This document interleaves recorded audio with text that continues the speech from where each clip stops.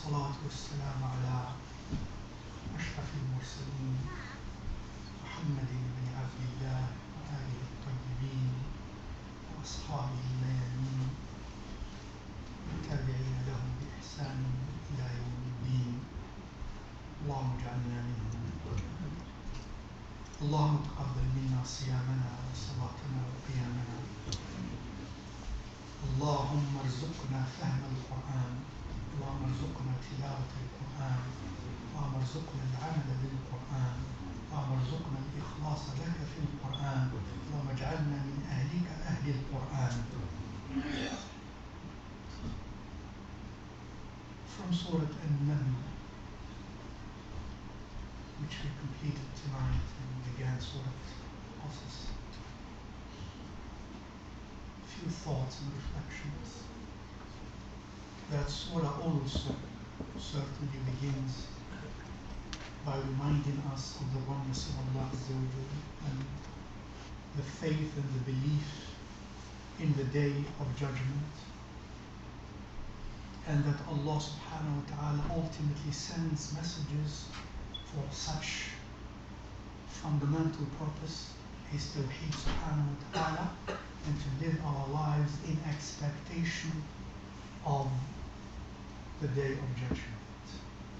If you want, this is the summary of all what the scriptures of Allah subhanahu wa ta'ala teach. The Tawheed of Allah Azza wa Jal, and to live our lives in conformity with the expectation of the judgment in the hereafter. And then Allah subhanahu wa ta'ala begins to tell us also of the instance in the lives of some of His most elect creatures, namely His messengers and His Anbiya alayhimus salam. And that surah is called Surat An-Naml. First of all, the creation of Allah Azza wa Jal, as far as we can observe, seems to us to be unbound and unlimited. We know very, very, very, very little of what the creation of Allah subhanahu wa ta'ala is. And yet the creation is meant for us to ponder about the Creator. And in this, there is a creation called an ant. Ants. And Allah subhanahu wa ta'ala, the creator of all things, tells us that ants, like other creatures, do have speech. They do communicate. They do, in inverted comma, talk in accordance to their nature. And a creature of Allah Azza wa Jal is in dhikr of Allah Azza wa Jal like the ants. The ants are in dhikr of Allah Azza wa Jal. The ants are at work. The ants are aware of Allah Azza wa Jal. The ants are living their lives in conformity with the laws of Allah Azza wa Jal as He willed them, those laws for them. And Naml, ants, tells us Allah subhanahu wa ta'ala in this surah, they work hard, and even Namla performs the function of warning its own community, of informing its own community, of helping its own community, of saying something good that is helpful to its own community. This Namla from afar knows that Sulaiman alayhi salam is coming with all his legions on horses, and humans and jinns and so on are coming. And she knew that. Or it, or she, Namla, female, so Namla. Because it's usually the workers are female. And in the Qur'an you find Namla in the feminine gender,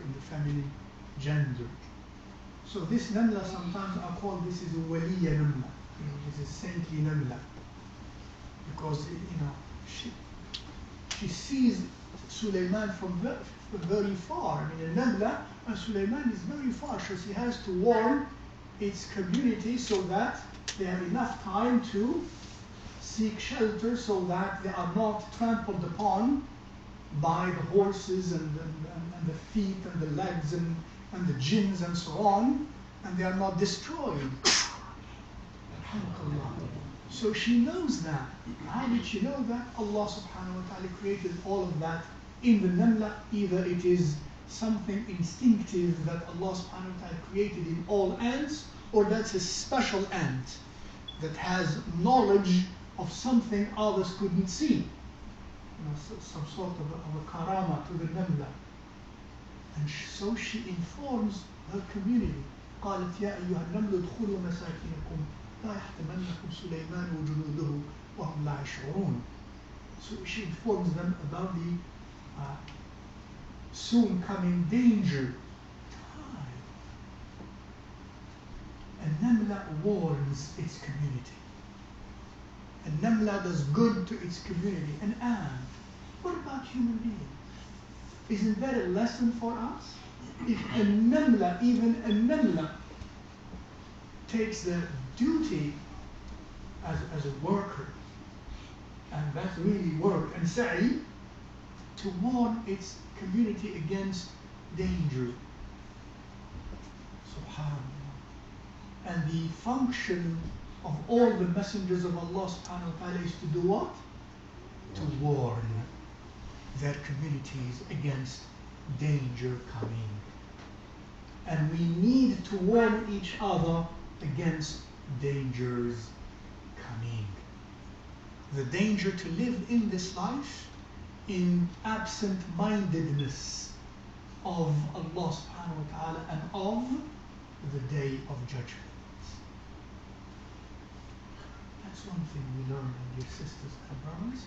And Sulaiman alayhi salam was given also the gift and the karama of understanding. And Sulaiman was very far, and this Namla communicated to its community what was happening, and he somehow, by the grace of Allah Azza wa Jal, the more we know in science and in knowledge and in technology, the more we begin to understand these things as to be almost natural. Nowadays, we're here, and somebody could be where? Maybe a mile ahead, and they are listening exactly to every word that is said here. Every word. What is that? Subhanallah. And you could be walking in darkness, and you can't see anything, and others are seeing every move of yours.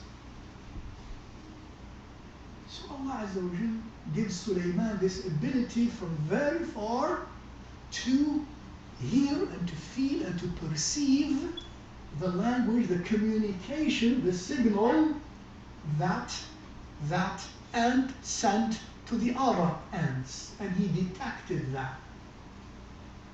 Now we're trying to detect not only signals, a mile ahead, but in science we're trying to detect what signals? In the outer galaxies. Signals that even, have taken place probably maybe millions of years ago. We're trying to detect them. Subhanallah. If human beings are able to do that, what is this? What about Sulaiman alayhi salam hearing the language, the communication, the signal of the ant of whatever means it was, and he understands that, and he deciphers that, and others don't. For in the beginning of that story says Allah Azza wa Jal, وَلَقَدْ آتَيْنَا دَاوُودَ وَسُلَيْمَانَ وَوَرِثَ سُلَيْمَانُ دَاوُودَ وَقَالَ يَا أَيُّهَا النَّاسُ عُلِّمْنَا مَنطِقَ الطَّيْرِ وَأُوتِينَا مِنْ كُلِّ شَيْءٍ إِنَّ هَذَا لَهُوَ الْفَضْلُ الْمُبِينُ. Sulaiman says to people, alhamdulillah, celebrating the grace of Allah Azza wa Jal, we have been given bounties from Allah Azza wa Jal of all things, and we've been given to understand the communication and the logic of birds. So Sulaiman alayhi salam is given that fadl. And when he heard that communication, when he somehow Allah Azza wa Jal made him know that, understand that, feel that, perceive that, فَتَبَسَّمَ ضَاحِكًا مِنْ قَوْلِهَا. By the way, Allah didn't say فَسَمِعَ قَوْلَهَا, because Allah communicated that to him in means by which he knew that, we don't know. It's not necessarily hearing. That communication was deciphered in the system that Allah gave him by His grace and knew that language. And that's a qawl. فhe smiled. فتبسم ضاحكا من قولها. When that communication he received, subhanallah, what type of tabassum is this? What type of smile is this? This is not the smile of an arrogant smile. This is the smile of what? Of recognizing the ni'mah. Because he said when he smiled after that, what did he say? رَبِّ أَوْزِعْنِي أَنْ أَشْكُرَ نِعْمَتَكَ الَّتِي أَنْعَمْتَ عَلَيَّ وَعَلَى وَالِدَيَّ وَأَنْ أَعْمَلَ صَالِحًا تَرْضَاهُ وَأَدْخِلْنِي بِرَحْمَتِكَ فِي عِبَادِكَ الصَّالِحِينَ. Oh Allah, make me one who is able to be grateful to your bounty. Allah Akbar, what a bounty. The language of the animals, of the birds, of the ants, and the power over the shayateen, a power, a sovereignty, a kingdom that God is to give to no one after Sulaiman. No human being shall have that power. How do I know that? He said. It's in the Qur'an. قال رب هب لي ملكا لا ينبغي لأحد من بعدي إنك أنت الوهاب. And Allah granted him that. Rasulullah told us that He did grant him that. And that's it. Subhanallah. And he was grateful. When he got all of that, he did not become deluded nor arrogant. He did not forget his ubudiyyah to Allah Azza wa Jal. He did not forget his responsibility towards Allah and towards the creatures of Allah Azza wa Jal. He did not forget to continue to be humble. He did not become an arrogant, deluded, foolish aggressor, transgressor, oppressor like most human beings who have power become. That's what he does, alayhi salam.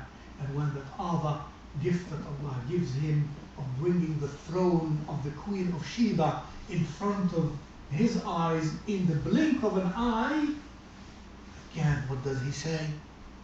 قال هذا من فضل ربي ليبلوني أأشكر أم أكفر.